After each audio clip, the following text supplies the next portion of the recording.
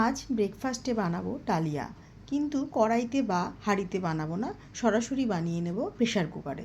প্রথমেই প্রেশার কুকারের মধ্যে খানিকটা সর্ষের তেল দিয়ে দিয়েছি, আর তার মধ্যে ফোড়নে দিলাম গোটা জিরা, কাঁচা লঙ্কা, আদা, তেজপাতা।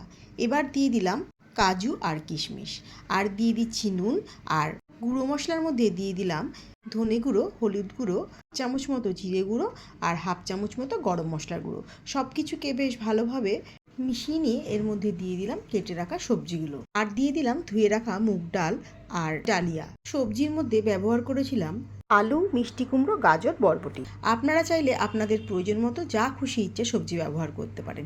এবার সব কিছুকে বেশ ভালোভাবে মিশিয়ে নিয়ে আবারও দিয়ে দিলাম তার মধ্যে বেশ খানিকটা নুন আর চিনি। 2-1 মিনিট রান্না করে নিয়ে তার মধ্যে দিয়ে দেবো বেশ খানিকটা জল।